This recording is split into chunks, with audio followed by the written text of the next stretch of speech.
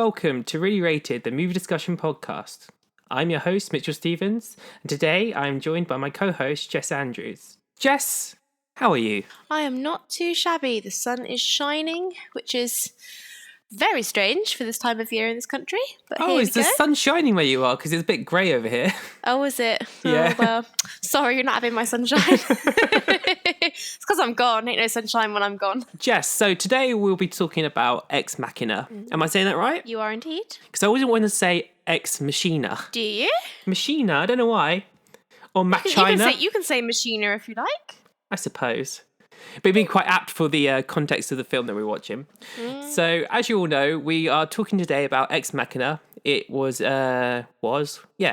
written and directed by Alex Garland, which I found out the other day when I was doing my research that I think he wrote and directed Sunshine as well. Yeah, I think he did. And did he do the most recent Annihilation? Yes. Now, I have some issues with that film, but the writing I don't have issues with. I think the story was quite engaging. He likes to use the same actors again and again, doesn't he? You've got Cillian Murphy in Sunshine and 28 days later.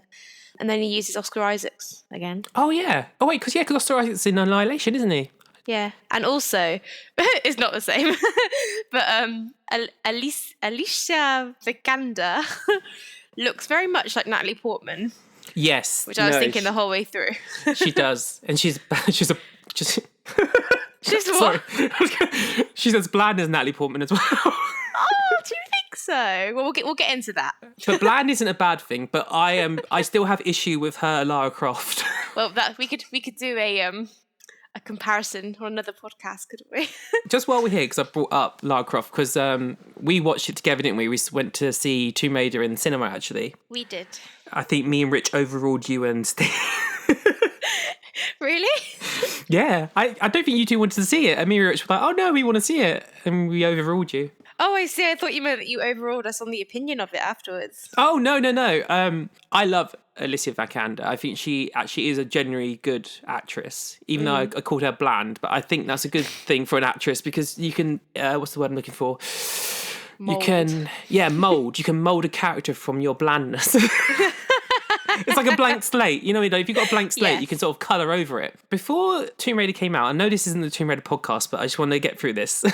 There was rumours that Daisy Ridley wanted to do it. She'd have been good. Daisy Ridley, she would have been an amazing Lara Croft because I think you need a Lara Croft that has a bit of personality to her. Yeah.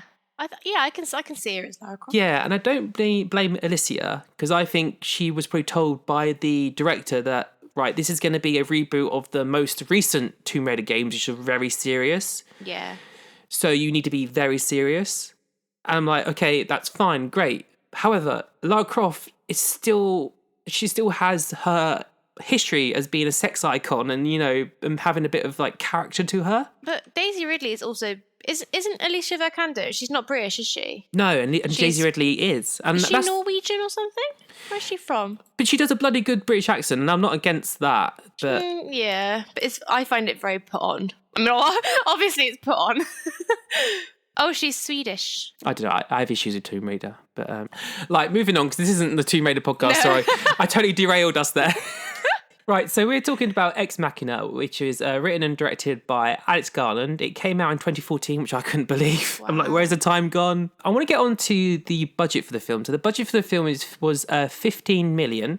Is that it? Yeah, it's quite small, and it went on to make 36 million worldwide. But the reason why I bring it up, because what I call Ex Machina, it's not an indie film, but it's like a small Hollywood film, really. Yeah. Like, I know you just said, is that all? 15 million, for people who aren't familiar, like, that is actually quite a modest budget for, like, any major feature film that isn't an indie film. Only thing I want to add, which probably isn't relevant to the podcast because people who aren't into it, do you remember on Britain's Next Top Model a long time ago, there was that contestant who I think maybe came second? Do you remember Tiffany? Tiffany? She was from Malta, and she had very long blonde hair and then they chopped it all off. Tiffany. Yeah, she was quite nice. She talked with like a very strong accent. It rings a bell. She's an Ex Machina, apparently. Oh, is she one of the models in the cupboard? I think she must be. Random. No, because a lot of top models have gone on to be quite, I've got Annalie Tipton. Yes. Oh, I think she's the most successful one. But you could argue, was it Yaya is? yeah. Eva's on TV a lot as well. You say that, but she's on TV as being part of the Real Housewives of Atlanta. Is she? Yeah, she's No. yeah. Oh, oh, Eva. I don't know about you, Jess, but I found this film to be a kind of... There's no leading actor. And what I mean by that is that I find Caleb, who is played by, is it Domhnall Gleeson? Domhnall Gleeson. I'll call him Dom. Or just Gleeson. Gleeson Jr. Gleeson Jr., who I love, and Oscar Isaac's Nathan Bateman. I find them as in co-starring. Yeah. Because if you look at... And I find Ava is the cast list. And what I mean by that is, if you sort of look at Ava and the situation she's in, and if you look at it from Caleb's point of view, it's very different than how you look at it from Nathan's point of view. Yeah. And when I started exploring that, I started looking at all the different themes that I picked up on and what I think we are meant to sort of pick up from and comment on. And one of the first issues that I picked up on, which is very early on when we actually meet Caleb and Nathan himself, is the issue of masculinity. So when we first meet Caleb at the beginning of the film, it's told through the monitor, which I really love. You know, we see it from the monitor of the screen that he's on. Yeah. And he's won this competition to go meet the CEO of his company that he works for, which you find out later on is kind of like a analog for Google. They're like the world's... They call themselves the world's most popular search engine. So it's basically Google. You're meant to believe they're Google. Yeah. And then he flies over to... where do you think he flew to? Like, where do you think Nathan lives? Because I'm really confused.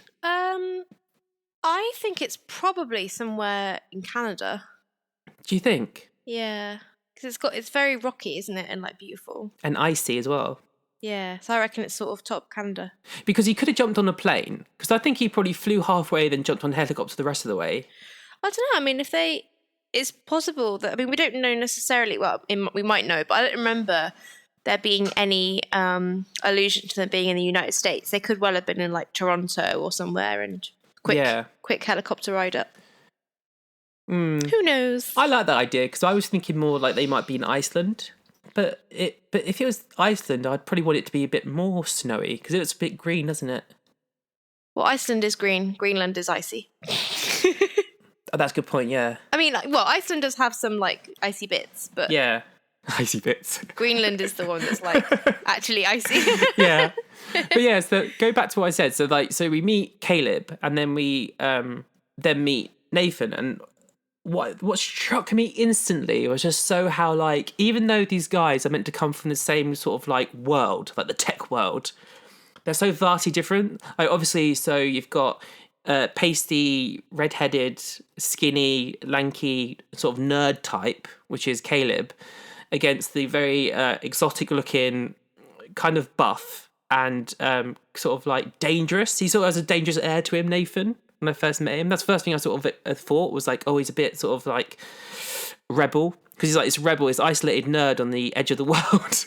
I think what's quite interesting, though, is that, like, they kind of have what the other lacks. So, like, even though Nathan is like, you know, dresses quite suave, I wouldn't say suave, but, you know, he's quite pretentious with his little beard and everything. He's got like a posh house and loads of money and everything. But he's actually really quite sad. You know, he's up there on his own. He has like zero social skills. He's completely like, you know, unfriendly, even though he kind of strikes you on first look as like quite a popular like party animal guy. Yeah. Whereas Caleb, who, like you just said, is like skinny and pale and seems to be like he'd like, you know, be constantly in his little loner shell playing video games, whatever. He's actually quite sociable. Yeah. Isn't he? He seems quite popular at work. And when Nathan says about a hangover, he's like, oh, was there a party? He's not like, you know, he seems quite kind of into socializing and he's quite funny and he makes conversation well. Whereas Oscar Isaacs kills all the conversation. He's terrible at conversation. He really does. He shoots him down, doesn't he? Like, see, I hadn't picked up on that before, but you're right. He does lack social awareness. Like, massively, yeah. Like, so for instance, there's a point where Caleb sort of mentions how like he would be a god of our time because he's created this AI. And then later on, he brings it back up again, Nathan.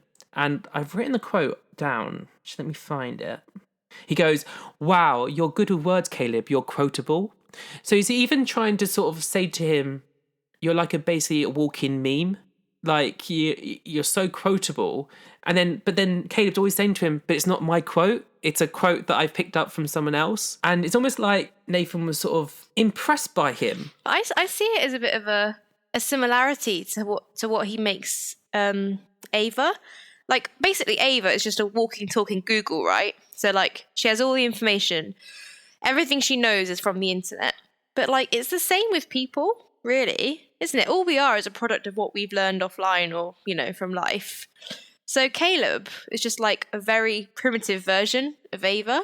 Because everything that he quotes is, like, from somebody else. Because I get the impression, and this will lead into the critique of masculinity, is that, so like you said, they both lack something that the other person needs. And like you said, Caleb is actually surprisingly more social than Nathan, even though Nathan is like, I always sort of like, it popped into my head that he's the Tony Stark-esque character. Yeah. He's got all this money, all this wealth. He's creating all these like machines. But he's very lonely. Yeah, but I get the impression that Nathan is narcissistic enough that he doesn't care about other people's opinions. However, he seeks adulation in Caleb. Yes. Like it's almost like he's trying to impress him. Like, because he's constantly going, "Are you impressed? Yeah. You're so impressed by me, aren't you?" He's like, "Tell me what you think about Ava. Tell me this. Tell me that." And I know he's there, obviously, for the experiment. Caleb thinks it's a Turing test, which is, I always get confused with Turing. Is it if AI? I think the Turing test, from what I can remember, is literally just a test to see if you can tell a human from a machine. That's it. Yeah, that sounds familiar. But because then in that one scene, he says it's not a true Turing test because he can see Ava. He knows she's a robot. Which actually is in hindsight, is our first giveaway that the test that we think is the test is not the true test. Yeah. Because I don't actually think his rebuttal to Caleb is actually that convincing. I don't think Caleb is actually convinced by it either. No. We are certainly led to believe this, or whether or not I think we're led to believe this watching this on a second time around. But when I watched it the first time, I certainly picked up on the fact that whether or not you believe that Ava can pass as a human being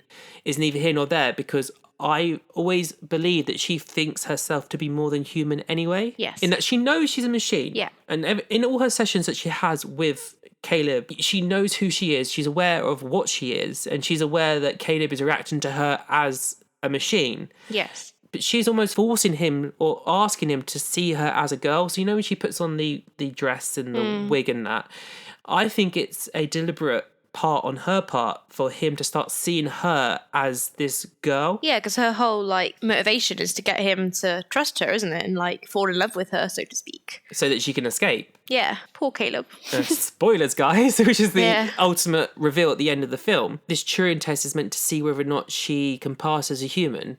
I never took that seriously anyway, because like he said, I know she's not human, so why would it be valid?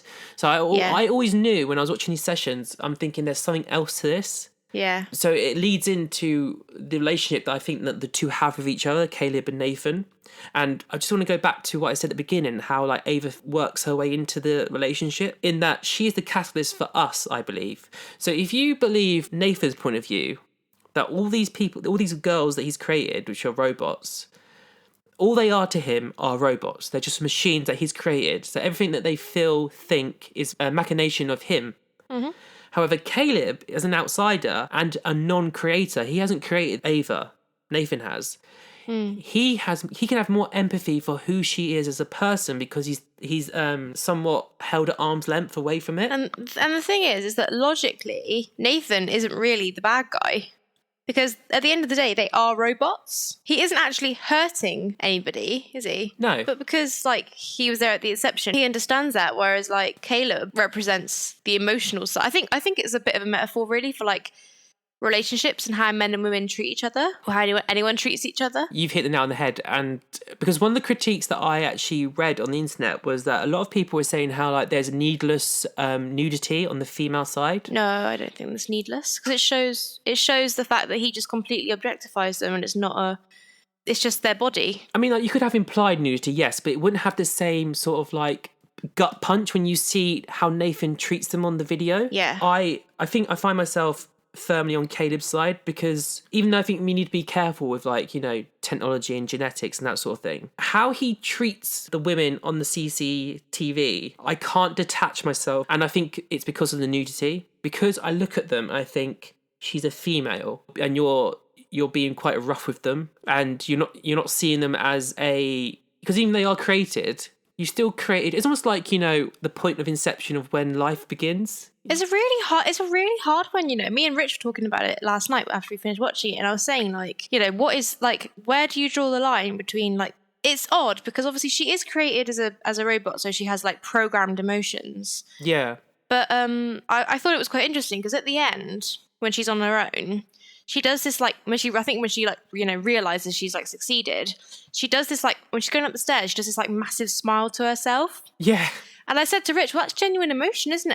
That's not presentable to anybody. Yeah. Which shows she must have maybe not actual feelings, but something in the brain that tells her, like, I'm happy. And I think I'm watching this film as well with the I've been tainted by Westworld. Now, in Westworld, they deal a lot with self-awareness and how, you know, how far, like, obviously like Ex Machina, but how far is someone a machine, or is it sort of like inherent learn, like, emotion?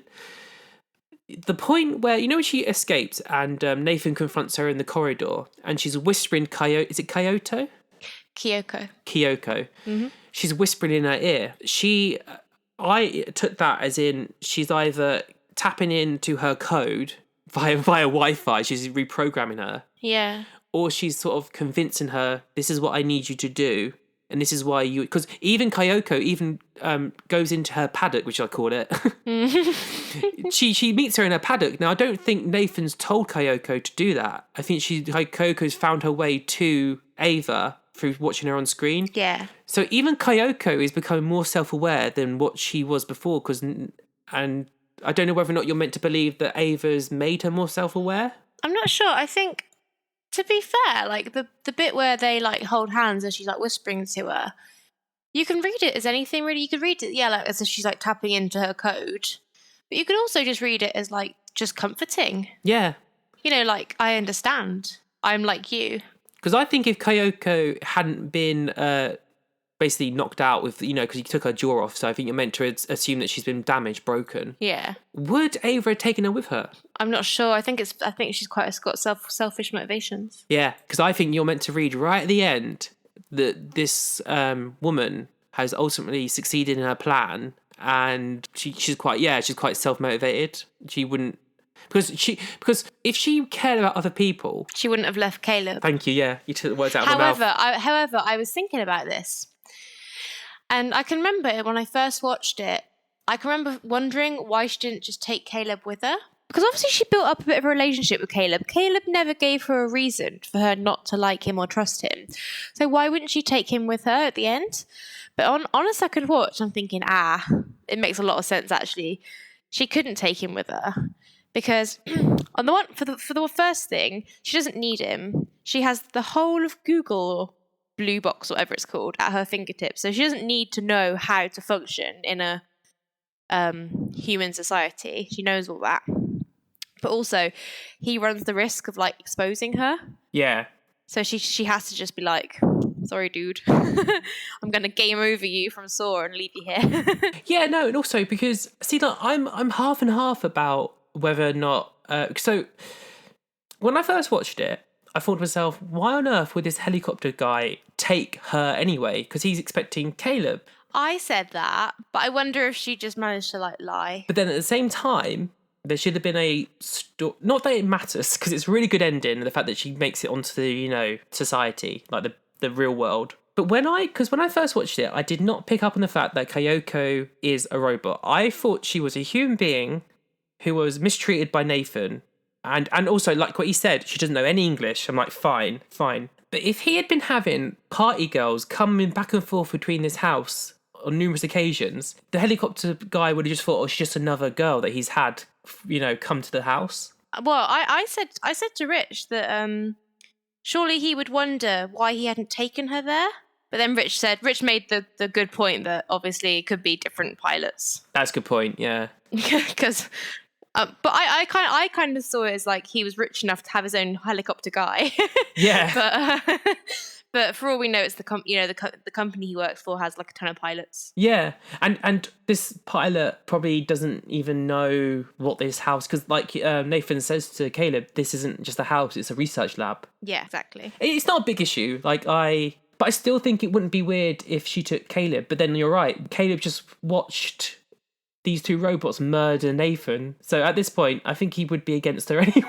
Well, I don't know. But it's probably not worth the risk to her. Yeah, true. There was a bit in it that I thought was really interesting. So, the bit where they're talking about attraction Yeah. and everything. There's this one bit where Nathan says to Caleb, like, if you're wondering, you could have sex with her. I've built her a robo fanny and all the nerves. And he goes, you could fuck her and she would enjoy it. Right. And I thought that was a really odd statement to make, because how does he know? Like, assuming that she is a woman with her own mind, how does he know that she would enjoy it? Maybe she wouldn't. He just assumes that he knows how a woman likes to be made love to. I found it really off-putting. I was like, don't tell her what she will enjoy. That is literally like, someone going into a brothel and saying, oh, have this woman, whatever, she'll enjoy it. It's like he completely objectifies them in every single way, and it makes him very unlikable, even though we know that they're robots. I did find Nathan really off-putting. It's repulsive, yeah. Yeah, and I think this links into the issues of like how the overuse of the naked women, like the critique that I've read. Right. But I think this is all just layers upon layers upon layers of the fact that, this guy is not a very nice guy, and I'm not with women. Like, he might be a gentleman with women. However, he does not see these robots as women. And when Caleb says to him, why did you give her a sexuality? He says to him, like, you could have just had a grey box. He said, where's the fun in that? Exactly. He said, where's the fun in that? So I did get a bit of sexual tension between him and Caleb. It might just be me picking up on that. However, he definitely is meant to be coded as like straight, because he said, I've made Ava heterosexual. Yeah. She would go for you. Again, which is why would you assume that she would be attracted to him? Like, you're putting your own credence on her. Even his words with the whole, like, he goes to him, I think he says, I want to say gap, but I don't think he says gap. He says there's a hole or something in between her legs, and he said, and there's sensors in there. He's put sensors in there so that she will, quote unquote, enjoy it. Yeah. What I take from that is the fact that he's built these models not so that they will enjoy it. He's built these models so that his own narcissistic God complex is the fact that I'm going to screw these robots and I'm going to know that they're going to be able to enjoy it. They might not enjoy it, but the fact that he's had sensors put in between their legs, like he said, he knows in himself that they're going to enjoy it or have the capacity to enjoy it because he's that good of a lover. That's what I took from it. And he wants them to be impressed by him. Yeah, and also because he seeks approval. Exactly. And we see this because of Kyoko. When she's been reprogrammed to be just a subservient, servant, he still sleeps with her. Can I just mention the dance scene? Oh. It's one of the funniest things. I love it. I think it's brilliant. I can watch it over and over. He's a good dancer, isn't he? He is, yeah. Yeah, he's a really good dancer. Because he spent all his life sat in a house practicing with Kyoko. When we do our casting couch and we're recasting Saturday Night Fever, Oscar Isaac is a big contender. But I thought it was a really good choreographed dance, and I really enjoyed the lights. Do you know what I took from it? You know, the lights start flashing on that mural behind him. Yeah. It suddenly felt like they transformed the room into one of those karaoke bars that you get. You know, you get like your own little booth with friends, and like, you know, all the lights are going. But it's very bachelor pad, isn't it? But at the same time, it's very off-putting as well. Like Caleb is like so totally freaked out. Yeah. It's quite eerie. It is really eerie. I was thinking quite a lot about the use of colour. So, like, when the power cuts, I know that obviously the lights have gone on as generators, that's why the lights go red. But why do you think they chose to make it red? Well, I read a bit of trivia that Alex Garland didn't want to... he used, I think it was called P-bolt bulbs. Right. Because he didn't want to use fluorescent lighting because that's a trope of sci-fi films. Okay. So, even though they're underground, it looks like natural lighting, doesn't it? It looks like they are outside. Yeah. So in the bits where they're jumping to the generator bit and it's red, I think he more so wanted to connote the fact that red is danger. Because whenever they're talking in the red parts, they're talking about Nathan, about how you can't trust him. So I think us as an audience are meant to pick up on the fact that they're both in danger, I think it might be. Because like red is a really interesting colour, isn't it? Because like it means so many different things to different people. Like in Asia, red is like a really lucky, positive colour. Yeah. More as in Western culture, red is danger, like stop, danger. But then a lot of people also interpret it as like love. Yeah. Like it's almost like when the lights go off, they're in this like romantic bar or something. And do you know what I mean? Yeah, and to Caleb, that's what it is for him. Yeah, and to him, that's the only moments where they are supposedly not being, alone. Alone. And he can share intimate moments with her, like the truth. Like when she turns to him the first time and says, all she says is Nathan can't be trusted. And he's like, what do you mean? He's like, oh, he nothing you can, he says is you can take as truth. Yeah. And then immediately when the lights go back on, she's back in the game and she's talking about a random book and ending a conversation that he should be having. It's quite interesting really, because like obviously Caleb is a pretty smart guy. It's funny that he never sort of thinks to himself, is this a test? Like, there's absolutely no proof that she is causing the power cuts. Exactly. See, I wouldn't believe that either. And the reason why I thought that I knew that she was when so Caleb, it's his first night there. He wakes up at 2 a.m., turns on the TV, or the TV turns on itself. I'm still a bit confused how that works. And it's the feed of Ava. I don't know about you, but at this point, you haven't had the red alert yet. And he's watching her and she puts her hand on the console and then the power goes out. Yeah. I would immediately say to Nathan the next day and say, oh, by the way, why is there a feed of Ava on my TV? Yeah. Do you know what? Oh, do you know what I really loved in the whole movie? Have you noticed?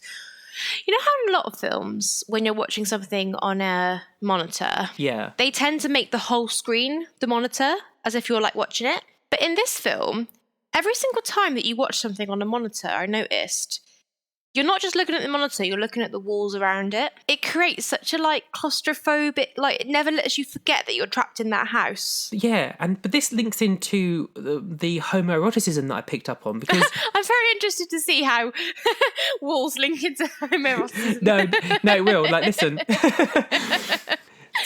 So first of all, the reason why I picked up a bit of homoeroticism in the film is because every time Oscar Isaac's Nathan is on screen, he's either partly dressed or in a state of like showing his chest. Yeah. And when we first meet him, he's working out. He's always obsessed with working out. But on the first night, we see that Nathan is watching Ava and him on the monitor, on the TV screen. Now that's fine. However, he's shirtless. And what I took from that was it's a very intimate moment with him shirtless. If it had been a TV, it'd been different. But it's monitors, it's like computer desktops. Yeah. To me, I just thought to myself, he's watching porn. Like porn, yeah.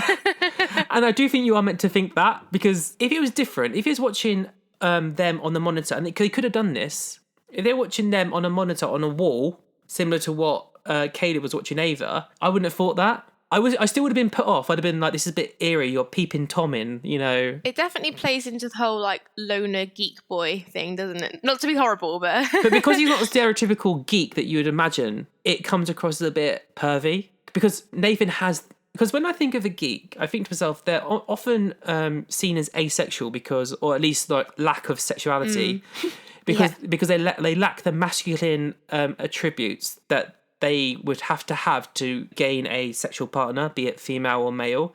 So they're often seen as weak and therefore powerless and safe. Yeah.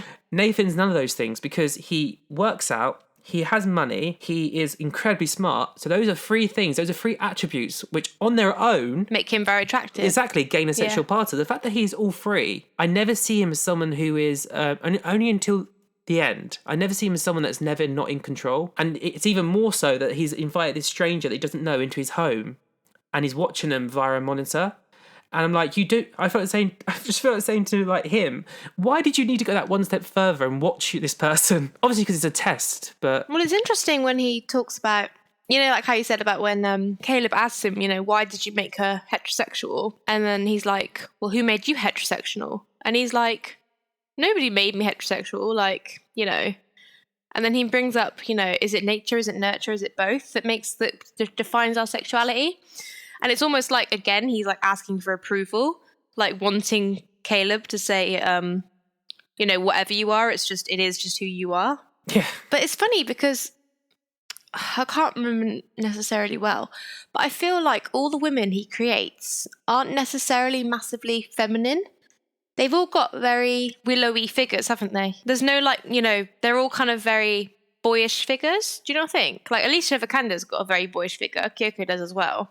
And this is what I find not disturbing, but I can never get behind the fact that I can believe that Caleb has this white knight complex and he wants to save Ava. Yeah. And I think he interprets that as in he's starting to fall for her. However, I find it disturbing because they've obviously, the filmmakers are obviously sort of like defeminized her as much as they can by just having the only bit of skin you see is her hands, her feet, and her face, and everything else. It's almost like she lacks the components to be seen as a sexual being.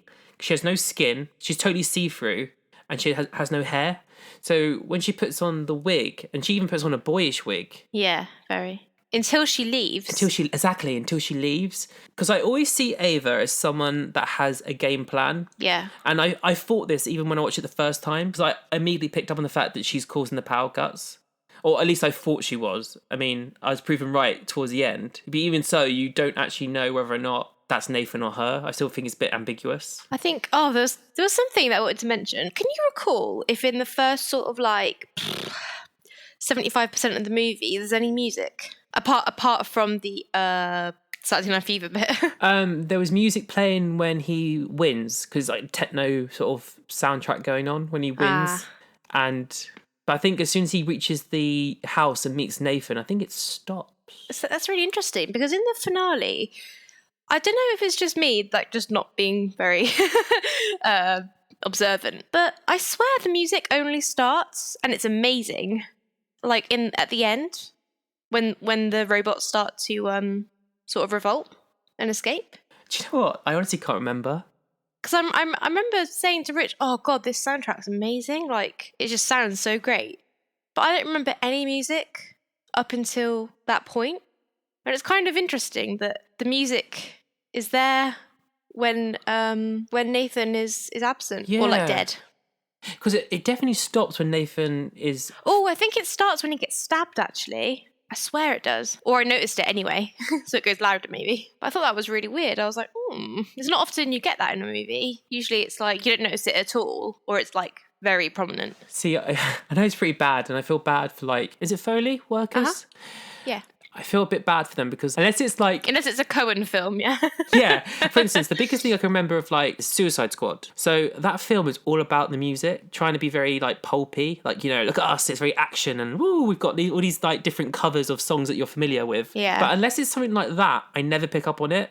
Only because, and I think this is actually I'm trying to give Alex Garland like a lot of credit here though, because both the writing and the direction of the film totally engrossed me. Like it's only three characters that you're meant to concentrate on and listen to them and pick up on this, you know, very triangle-esque relationship going on. But I never hear anything else. I actually look out I'm actually looking out to see what they say next, because everything that they say, especially Nathan and Caleb to each other, is layered. Like, it's almost like there's something underneath it. Because when Nathan says to him, like, and talking about the sexuality thing. Yeah. And Nathan says to Caleb, "Oh, come on, you're annoying me now. You're trying to catch me out on something that I know you know." You're not playing ball with my master plan. It's like he's saying to him, "I know you know the answer to this, so why are you asking me this?" It's like in the first scene where he says to him, "Oh, I just want to bro out." Like, Yeah. I just want to be buddies drinking. Like, this is a test, but I want it to be laid back. But even Nathan, there's always stuff underneath the bullcrap that he says. But Caleb did annoy me in that point as well, because like when he was playing innocent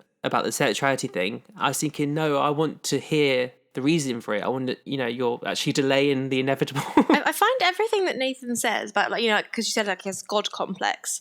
I find all that really interesting. Yeah. Because I was thinking about it, and I thought, because how a lot of films they sort of reinstate people as like biblical characters, like in Mother and all that sort of stuff. Yeah. And I was thinking, okay, so in this movie, Ava is clearly Eve, and Nathan, you would think, is God.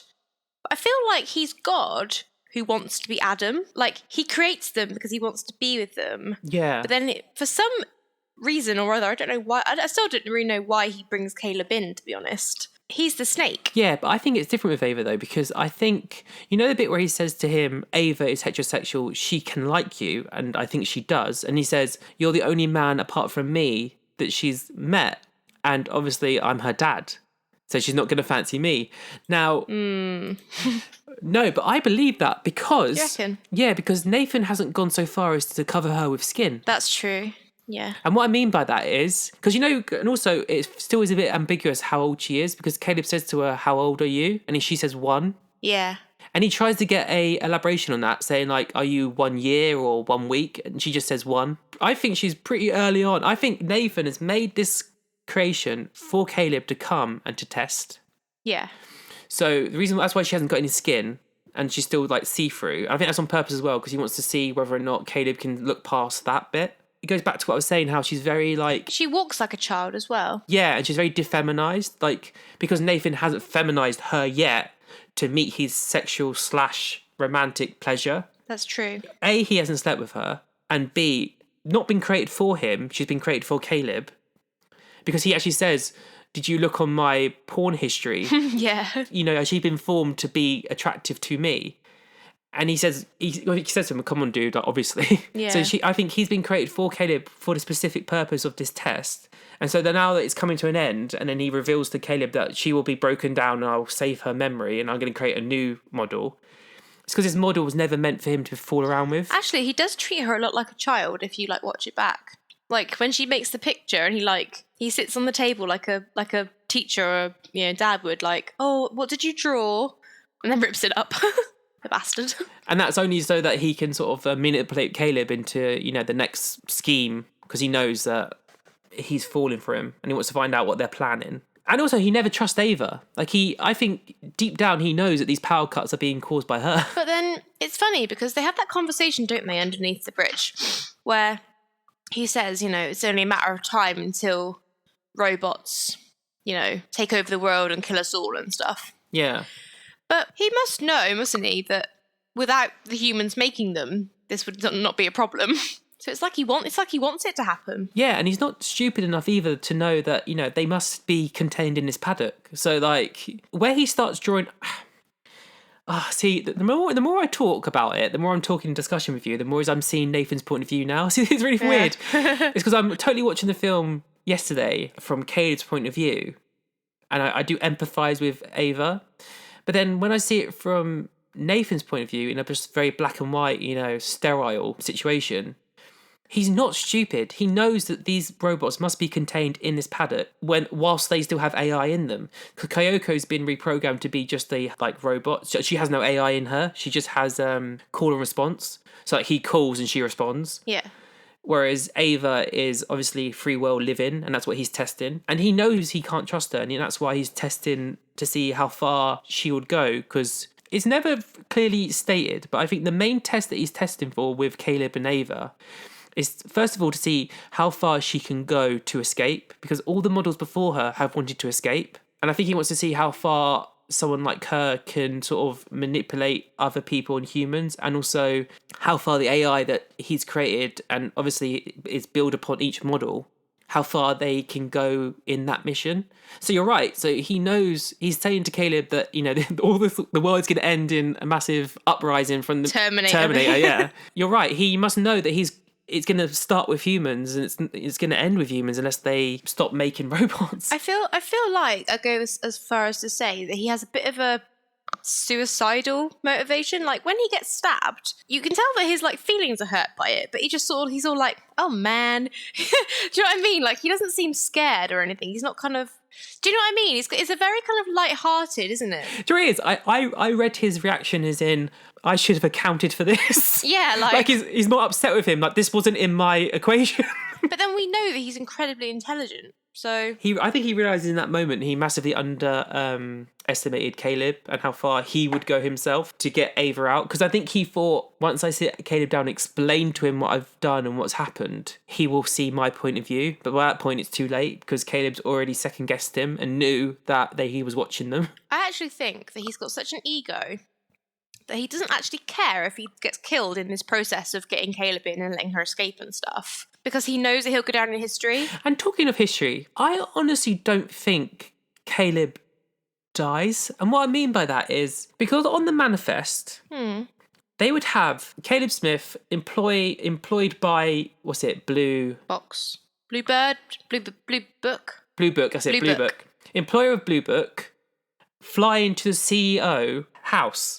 And he is a prize winner, and so everyone knew about it. Yeah, that's right. When he doesn't come home, because then also it's only, I think it's specified the amount of time he's there. Is it 7 days? Because there's like 7 sessions, isn't there? When he doesn't turn up at work, or doesn't turn up, because like you said, he's a social guy. Yeah. From the sounds of it, he has housemates, because he said it's a small apartment he's in. Yeah. It's almost like, because he's lost his parents at a young age, he's built up, they say like, when you lose family, you can make family from those around you, like your friends and that. I do believe that he probably has close friends out there that are like family. They're going to question where he is. Yeah, because to be fair, that whole argument, because at the end when he says, like, when it dawns on him and he goes, oh, you chose me because I don't have any family, that's a bit of a stretch, isn't it, really? Well, I think Caleb is baiting him. Yeah. Because Caleb knows that Nathan thinks that he picked him as like the, it's almost like Nathan went onto Facebook, saw his profile, and went, you're the loner I need that no one's going to care about. If you know. I feel like because Nathan is completely just devoid of social skills and like being likable, it doesn't actually occur to him that Caleb is popular. Caleb is going to be missing, and on the manifest, because if we believe that this helicopter isn't owned by Nathan or the company, or say even if it is owned by the company, there's going to be other stakeholders that I'm going to be questioning where this employer's gone. Yes. They're going to see on the flight manifest that a man flew out, Caleb Smith, and on the day that he was meant to come back, a woman flew back, not Caleb. Because they're going to ask the pilot, they're going to say to him, you went there to go pick up Caleb, or a man, or someone, and you flew back with a woman. So I believe that they're going to find Caleb alive. Whether or not they can get into the secret laboratory under the building, I don't know. Well, they can smash windows and stuff, couldn't they? Yeah, I suppose. I believe Ava knows this, and I don't think she's purposely sort of leaving Caleb to die. No, that's a good point, actually. And I only thought about this time watching. When I first watched it, I was like, okay, well, Caleb's going to die. He's going to die in that room. He's going to, either suffocate or starve to death. But then she knows that she's got no paper trail. So even if he comes back and tells the whole story, she could fly off to, I don't know, Bangladesh. I think she just wanted a head start. And then I only thought about this time watching. First time watching, I thought to myself, she was just leaving them to die. This time watching, I'm thinking to myself, no, she knows they're going to go find him. She's not dumb. Like you said, she's got Google in her head. Because Nathan said himself, he created the AI, which is her brain, from numerous search histories and that. And like, she has access to all that. I think the reason that it's like, you sort of see Nathan as a villain because he treats her like she's not real. But you can kind of understand because he made her, he's like, at one point he holds her, like, not her brain, but like the same kind of brain she has in his hand. I think it's very hard to like distinguish, like to kind of humanize something that you know is a machine. Like if I hold my external hard drive now and I put it into my, I don't know, into like a stuffed toy, I know that's their brain, that's that's how they work. Yeah, and you're not giving it life. You're not you're not a creator. You just put in something that's like an external hard It's a drive. machine. Yeah, because I can see where Nathan comes from. I can even see now, actually, watching it just gone. I thought to myself, Nathan, why aren't you taking Caleb a bit more seriously? Like, this guy is a bit of a threat to you. Yeah. But then, on Nathan's point of view.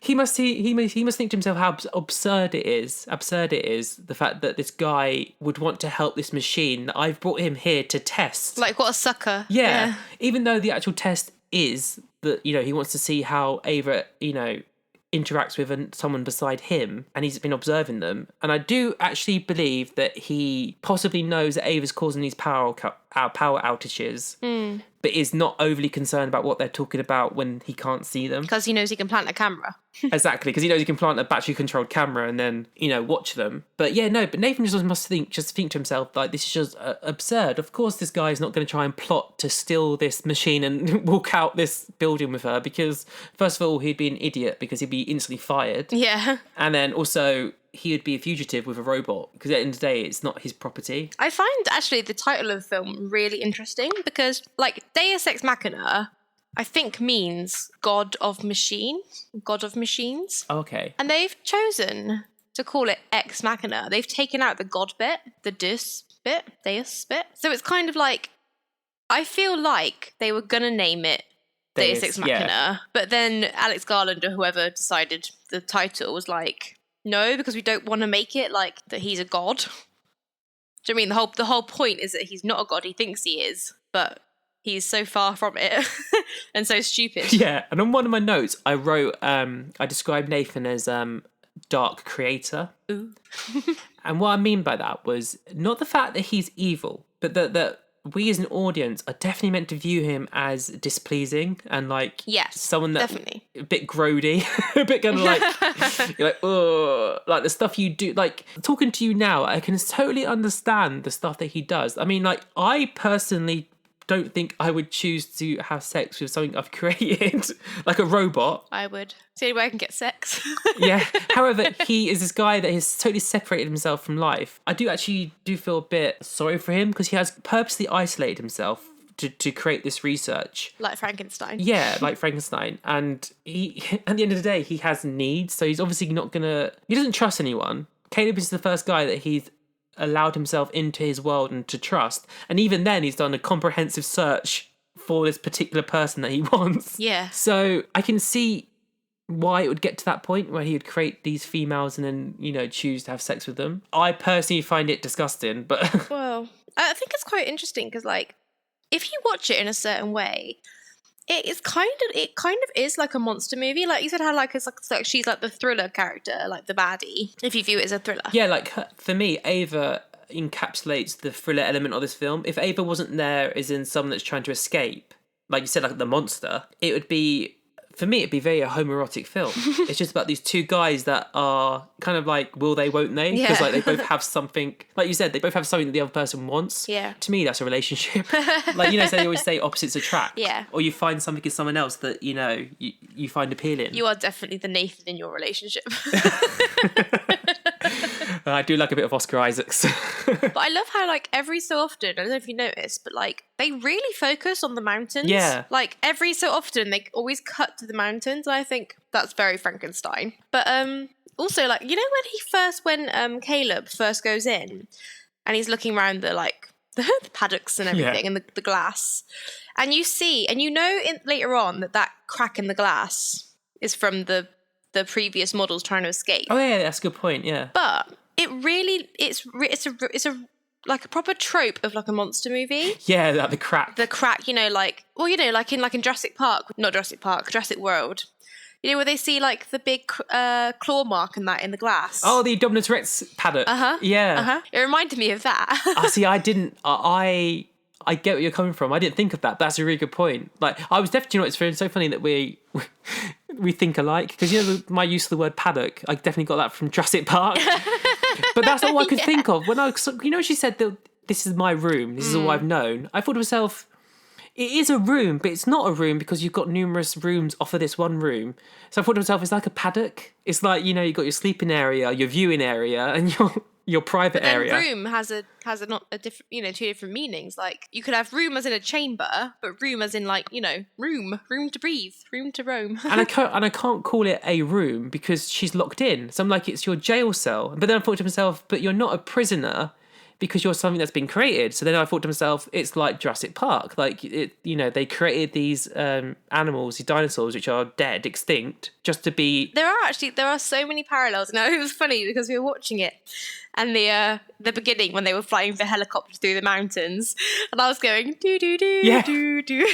And it's so funny that you and I are thinking about Jurassic Park because Michael Crichton, he directed... and wrote Westworld, like the original film, which is what the new TV series is based on. Oh. And he made the film because that was the first sort of film that he wanted to make because it is a interactive amusement park for humans to come and interact with robots, which are sort of like AI.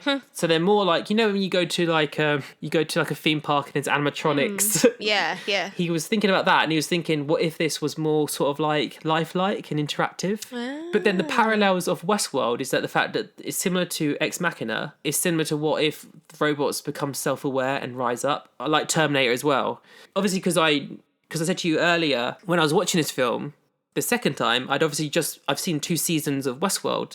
So when I sort of view someone like Ava, I really compare her to like some of the characters in Westworld and how they're fighting for freedom. But whereas you sympathise with Westworld characters, especially Dolores, Ava, I found myself sort of like, because I don't know who she is totally as a person, I felt a bit detached from her. So I viewed her very much as like a Terminator type character, as in like, I don't think she's dangerous, but she definitely has the capacity to kill if she wants to, remain free. She wants her freedom. It definitely, to be fair, I thought about Terminator a lot because, the bit where Caleb is like cutting himself and looking in his eyes and stuff. Yeah. I was thinking, all right, calm down, Caleb. I fast forward that point because you a bit of an insider scoop. I was talking to you last night and you were saying how you forgot about that bit. Yeah. I did as well. I totally forgot about it. So when he started like cutting himself, I went, no, fast forward. There's a lot of blood. Yeah, but I was watching it and I said to Rich,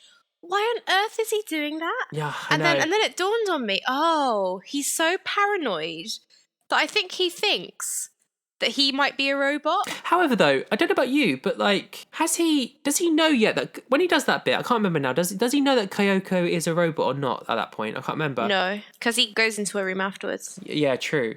But then it's a bit unfortunate, the events that happens, because if he'd known that she was, he would have seen that it's really easy just to rip their skin off. Yeah, that's the one thing that I get why they did it, but the skin thing, like, I don't get how it works. I was a bit obsessed with this bit. I was thinking to myself, so you see, so on the bits that don't have skin or don't have the sort of fabric bit, which is over their genitals and breasts, the bits which are see-through, if you look, it looks like there's a sort of like circular hole, sort of like mesh. Yeah. And on the back of the skin, the synthetic skin, it looks like there's sort of like poppers that you pop into that section and held into place. The best way I can describe it is, like Velcro. So when you put the Velcro under a microscope, it has these sort of like looped little bits. hooks. Yeah, the hooks. Yeah. I think it's like that. So I don't think it's as easy to rip it off as we think, but I don't think it is either as hard. It looks very easy, almost like it's a kind of like a silicone type. Yeah, it looks weird. I was thinking though, I was laughing to myself because I was thinking, it's a bloody good thing that Alicia Vikander, that Ava is skinny. Yeah. Because otherwise, like, she might have run out of skin. But then he obviously used the same models for each one. Or like at least directly. So I think you're meant to believe that the skin she takes off of, I don't think it is Jade. I think it might be Jade because I wrote down the versions of some of the names. So version 1 is Lily. I remember that. Where is it? So version 1 is Lily. Version 4 is Jasmine. And then version 5 is Jade. And I believe she's version 6. So I reckon he quickly made the same model from version 5 for Ava. Oh, I see. So she would be a perfect match for the skin. Makes sense. But I'm only guessing, but I think so. Talking to you now, I do strongly believe that he created Ava specifically for Caleb to test. Yeah, I think so. Because she looks very new. Like, she's got no wig on, no skin or anything. So. But I still find the entire premise kind of like, I don't really understand why he has Caleb there. Like, I get that he's like testing her, but if he knows that she is manipulative and that she's going to escape, because surely he's not that stupid to think like, oh yes, I'm going to build her like able to lie, able to manipulate, super strong, etc., etc. And he even says to Caleb that he thinks that, you know, the robots are going to revolt and kill us all and stuff. So why does he do it? It is like Jurassic Park. He's like Hammond. He does it because what is it he says? I think he even says it. I think Caleb asks him why he makes them, and he says, "What does he say?" I think he says, "Wouldn't you?" Like, doesn't he? "Wouldn't you if you could," or something. Or And it's the whole thing. It's the whole thing of like, you know, when they go, "Where is it from?" It's Jurassic Park. When he says, "Oh, you always say, oh no, is it? You're so wrapped up," or something like, you know, you're so wrapped up in if you could, you don't stop to think if you should. That's it. Yeah. Coulda, woulda, shoulda. I find it interesting though, because going back to what you said earlier, I do think his God complex, rather than, you know how people sort of say it's like a narcissistic God complex. I think his is a inferiority complex about his God complex. So I think it's almost a self-fulfilling prophecy that he knows that if he's bringing someone in from the outside to test whether or not she is, I think he's testing to see whether or not she's a danger. Or how far she's willing to go for freedom. I actually think he's a little bit like he wants to watch the world burn. I feel like he just wants to see what would happen. Like because think about it, he's got no real substance in his life, does he? He's got no loved one. It doesn't seem like he does anyway. Any loved ones, any kind of actual wealth other than monetary wealth. I think he just has nothing to live for and thinks, you know what, I've got all this money and technology, let's just play around. Yeah, and I agree, because I'm going back to what you said about how they see something in each other that like they both want or need. But I think he's like Caleb. I think he's either lost his parents or has lost his family at a young age. I think because that's a very particular bit of knowledge that he has about Caleb. Yeah. And would know, because like Caleb said, he lost him at 15.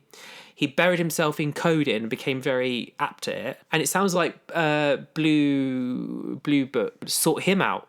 Like he's very talented. It doesn't sound like Caleb's, you know, sort of once graduating. It sounds once graduating high school now. It doesn't sound like he went on to university. It sounds like he jumped straight into the job. Yes. Because they would have scouted him. So he would have all this knowledge of him from the servers of Blue Book, and he would know all this. So it was almost like it's almost like narcissistic in the fact that he's picked someone that's like him. And it would make sense that he would like build almost like a dollhouse. You know, the kind of like Michael Jackson complex. Do you know what I mean? Like so much money and things to do with it, but you've not had a childhood and you're just hanging on to making things and playing with things, basically, like the way that a child would play with a doll or like, you know, pull the wings off a butterfly or something. And you know what? Now you've brought it up, because like, have you seen the TV series The Joss Whedon one, Dollhouse? I know the one you mean with Eliza Dushku. Yeah, who I love. I know you do. Amy Acker's in that as well. I love her as well. Yeah, Rich likes her. But Dollhouse, the premise is that they take these people who are like sort of broken or sort of like sign their life away, and they just totally sort of erase their memory. And they put them into a dull state. So when they're in a dull state and in this underground facility called the Dollhouse, they're very childlike. And it isn't until they're implanted with a artificial memory. So for instance, a client will come to the Dollhouse and say, I want a bodyguard who is under the guise of my lover. So they'll implant a specific set of skills, like Liam Neeson. And I know I'm going off on a tangent, but what I mean by that is, when you said that, I did think of that as in the fact that he's creating these people to meet his needs. So it's very similar. I can see what you mean by how he's in this dollhouse where he's just, like you're saying, playing God.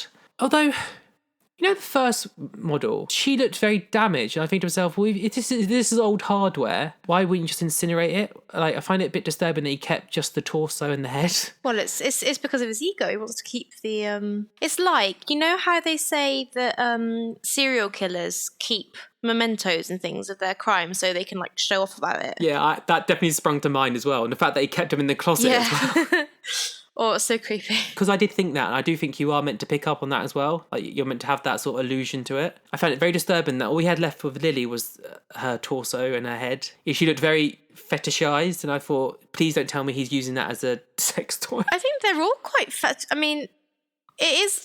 I don't have to get into it, but like... And also, don't you find it a bit disturbing as well? You know the bit with because you know the CCTV, they show sort of like, it'd been piled together to show the stages of it being built. You know the Jasmine model? It started off as the legs and the hips first, and I was thinking... Yeah. Okay, fine. However, why did you put skin on it? Yeah. It's just this walking, like... Yeah, it was creepy, wasn't it? And I was like, that's a bit disgusting. And then at the end, all that's left of Jasmine was the full body and no head. See, I couldn't really figure out in that CCTV footage. Like, it took me a few seconds to realise that it was like time lapse and that he'd like, you know, cut it all out and stuff and like edited it, because I was thinking, for a split second, I thought, oh, it's like generating itself. Do you know what I mean? Yeah. It was really creepy. No, yeah. I think he would be so egocentric enough to sort of take all this CCTV footage and like speed it up and edit it together to make it... Because I think he wants it for his own logbooks. And also, when he eventually goes public with this build, whether or not I do question Blue Book's ethics, the fact that someone who's his CEO can go into people's phones and that.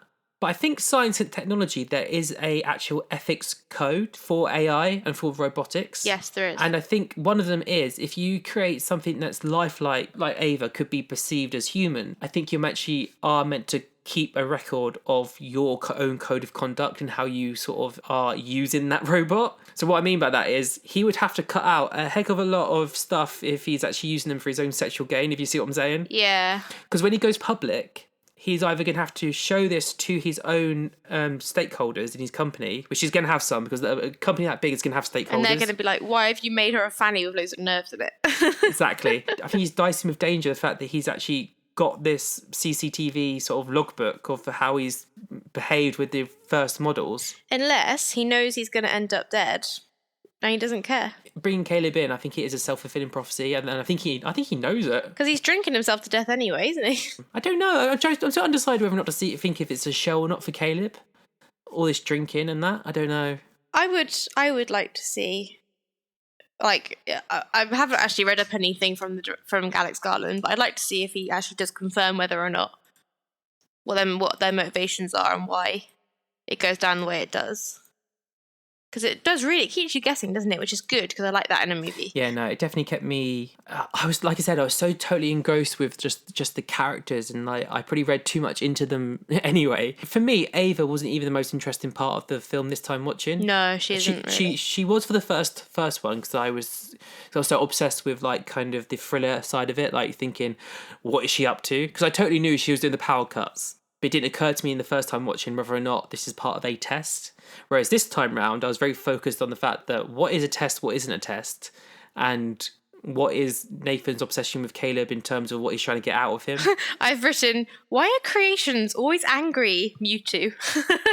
Because they are, aren't they? All creations always end up really angry with their creators. So I hate our parents. Yeah, and also Mewtwo in the beginning of the film, he goes, "Why did you create me?" Yeah. Oh, there was one bit that I wrote down that I really liked. So you know when we think the tables have turned because Caleb thinks that he's, got him drunk and... Oh, which part? Oh, the end part. When he's lying on the sofa and he falls asleep and then he reprograms everything. And he takes his key card and goes, yeah. I find it really interesting that Caleb sat in this like big kind of throny chair with like loads of light like flooding in on him. It's very God imagery. And I sort of, when I first watched it, I thought, oh, that's very like... We're supposed to know that he's in charge now, but obviously he wasn't. It's all an illusion. When he comes out, I sort of went, oh no, he's going to catch you. Even though I'd seen it. Yeah. I thought this was the moment where he sort of like, it all gets flipped. I didn't realise the flipping part was when, at the end when like they're in the kitchen, blah, blah. But when he comes out, Caleb looked really kind of sinister. And he was like, Nathan, like, what's wrong? And he's like, oh, I've lost my key, blah, blah. And he takes the key out of his pocket. I thought it was really clever. And, he makes the sound that you'd make if you picked it up on the ground. Yeah. He didn't actually put it on the ground. He sort of just skimmed it. He went, oh, here it is. And I thought, I know they're totally different characters, but I just thought to myself, like, that's very General Hux of him, in Force Awakens. I love him in that. But this is my point, is that I really think that it's, the lines are very grey on whether Nathan or Caleb are actually in the right or not. Like, obviously, Caleb is coded as the good guy from like him coming in trying to save her and everything. But actually, if you take away the emotion from it, like the whole like is she real, isn't she real? If you look at it, really, he's actually quite a bad guy. He's trying to set the robots free and kill everyone. Yeah, where I fall on it, and I think we're coming to the point now where like are my overall thoughts. So we'll also have to come to a consensus on the rating for it as well. Oh, yeah. But in my final thoughts on it, where I fall on it, and again, I bring up my scale.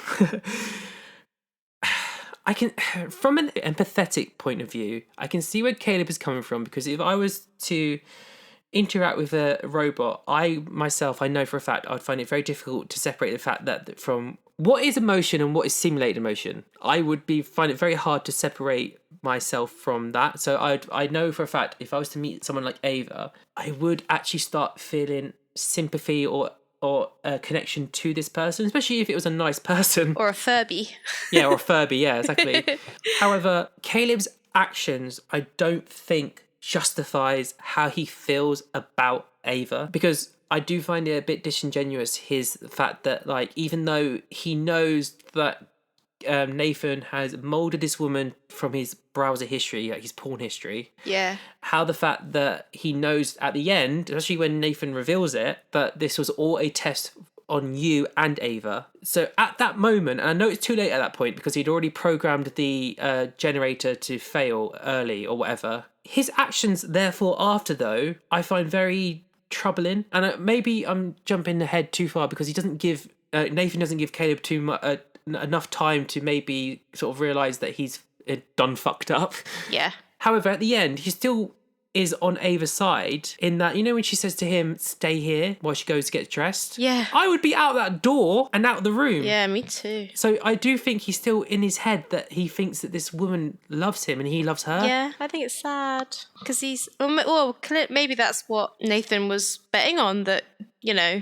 From his, like, assumption that he's, like, lonely and doesn't have any friends and stuff, he probably thinks, oh, if I build a robot that's going to, like, think he's the world and wonderful and everything, he'll fall so deeply in love with her that he won't even think about, does she love me, does she not? If we go off the premise that Nathan thought he was more of a loner than he actually was, it's a self-fulfilling prophecy again. Like, if he finds this woman that he loves, he would do anything to be with her. That's dangerous. And you must think that Nathan knows that. Do you know, I find myself in this discussion siding with Nathan a heck of a lot, which again I find disturbing because I don't think he's a very nice person deep down. Also, he's only known Ava for like 6 days before he starts, not even that, like 2 days before he starts plotting to... It's very fast, isn't it? Very impressionable he seems. Isn't he just? Oh, Dom. What you like? You Dom. Dom. I do remember thinking, though, it's a very, very, very, very side note before we finish up, is that, you know, when the power cuts were going on, and he was going, oh, I don't understand. The only reason, a big reason why I didn't really trust the whole she's caused the power cuts thing is that I was thinking, he sat there going, oh, yeah, these random power cuts. Oh, the electrician guys, you know, they messed up. And all I could sit there thinking was, you're a genius. Like, you can build robot brains, and you're telling me you can't look at the electricity in your house. I'm not being funny. Surely he has, like, a room that has... Because it's a lab.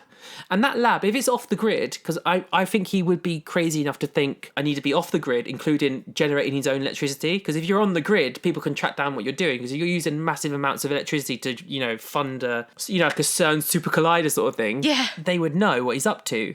So surely he has this monitored on a nice little display touchscreen somewhere going, you're using this much energy, blah, blah, blah. So surely he'd know where the surge of energy is. Because from what Ava says, she has a charging point, she says, and she's going to the charging point and she's overpowering the charging point to cause the... He would know where it's coming from, no? You'd think so.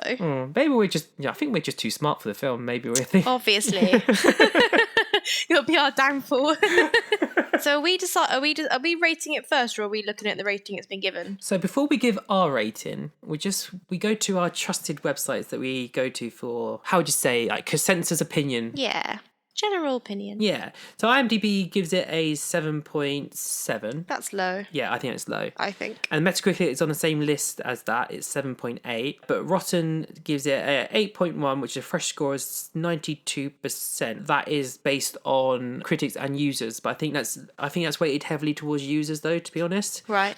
Even so, the one rating that I think is probably best reflective is Rotten. However, I've been to a few forums to do a bit of research, and overall people, and I think this is a sign of the times though, to be honest, because this was 2014, a lot of people have started saying that it's a bit overrated. Really? Yeah, but I think it's the mentality that humans have, where if something's underrated they'll really hype it up. Yeah. And if something's overrated they'll say no, it's overrated. However, at the time, 2014, so 2014 going in 2015, there was a lot of call for Ex Machina to be put onto, especially the Oscar list and BAFTA list. I could be wrong. I think Ex Machina was nominated for the usual hat tip Effects. that Academy gives to it, which is effects and that. A lot of the film sites and the magazines, so like your Total Films, Empires, and IGN, which is what I read a lot of my critics' reviews off of, had the general opinion that the film, if not, she should have been nominated for Best Supporting Actress for that film, not Danish Girl, but at least the film should have been considered for Best Picture, or at least be nominated at the very least. And they said it was, and also maybe Alex Garland for Best Original Screenplay. Yeah. I would like to say that he should have been at least nominated for Best Original Screenplay for this film, because I think it's quite, just the fact that we spent nearly an hour, maybe over 2 hours, talking about the fact that these characters are so rich and so deep, and that is all down to the writing. I know people like to forget about this, but us as writers ourselves, we do stomp for that, and that it's very difficult. I know actors have a lot to do with it. However, the actors have to have something to work off of. Yeah. And if they have nothing, they can leave it to their own creation, yes. But the fact that these characters are moulded to work off each other as well as create friction with each other, and it's done so masterfully, I find it a travesty that he wasn't actually nominated for that. Well, the Oscars don't mean that much these days anyway. Oh, sorry to be rude. But I think they're really dropping in validity. Right, so before we go, we have to come up with a consensus, and we have to both agree on this, what a score we would give Ex Machina. Now, last podcast was While You Were Sleeping, and we gave that a... Isn't it a 4? It was a 3.5 out of 5. Oh. I think 4 was Pirates.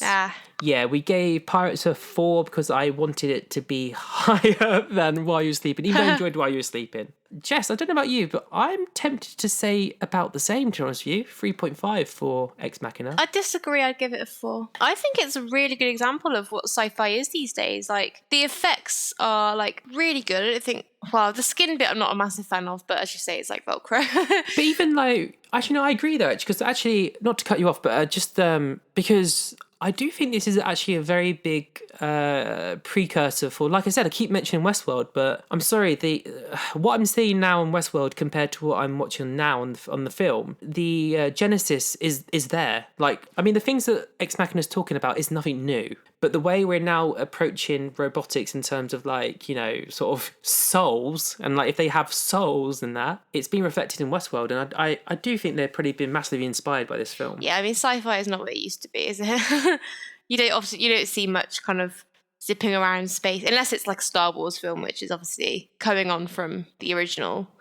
But it is a lot more understated these days, isn't it? I can agree with you. I think 4, because thing is, I did enjoy While You Were Sleeping, but yeah, I think I probably enjoyed this film more. I'm so not surprised.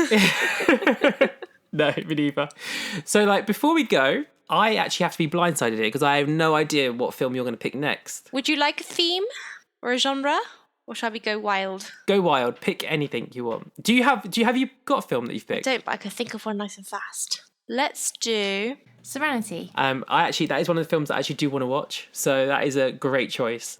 Before we go, I invite you all to rate, review, subscribe, thumbs up, and 5-star the podcast wherever you listen to us. Not only does this help us gain new listeners, but it also helps us to grow the Reely Rated community, which I know me and Jess are really keen to do. And after doing all that, if you still have the energy to contact us with your thoughts, opinions, and your own reviews of the films we've discussed so far, you can do that via our email address, which is reelyrated@gmail.com. I'll say that again. It's all one word, reelyrated@gmail.com. We love hearing from you guys, and also means we can get some of your questions and your reviews on the show in the future. So, Jess, I hope you've had fun. As always. And everyone out there, please stay away from those robots because you can never trust what they're going to do next. Even if they're sexy and they have openings. Keep your robots happy, people.